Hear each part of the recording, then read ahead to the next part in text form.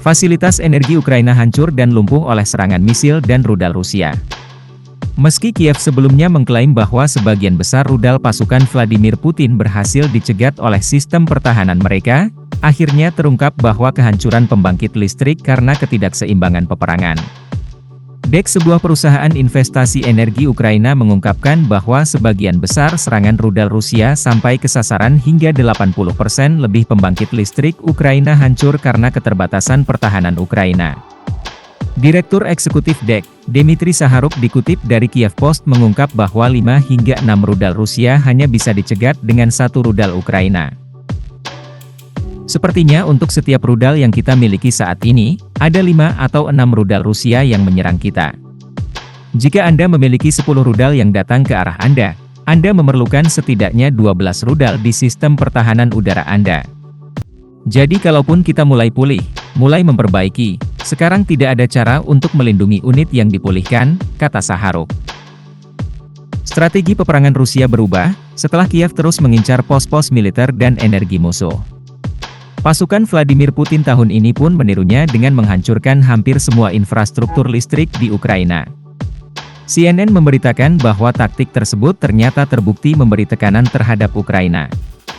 Tekanan ini belum pernah terjadi sebelumnya terhadap sistem energi Ukraina yang sudah lumpuh, demikian tulis CNN. Akibat penghancuran tersebut, pemadaman listrik dan pemanas di Ukraina diperkirakan bisa berlangsung hingga 20 jam sehari pada musim dingin mendatang.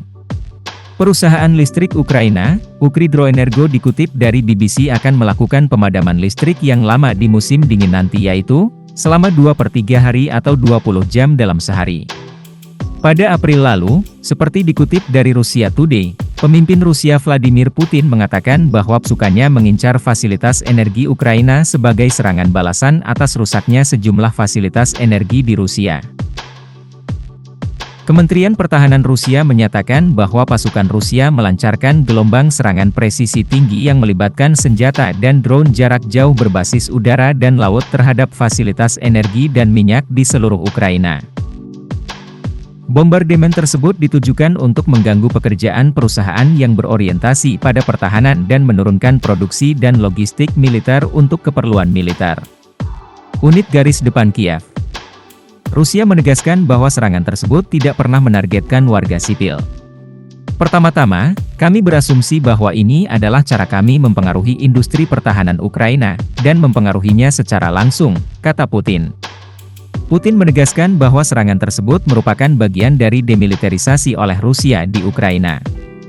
Namun Putin menjelaskan bahwa Moskow tidak melakukan serangan apapun selama musim dingin karena alasan kemanusiaan. Kami tidak ingin meninggalkan institusi sosial, rumah sakit, dan sebagainya tanpa aliran listrik, namun setelah serangkaian serangan terhadap fasilitas energi kami terpaksa merespons, tegasnya.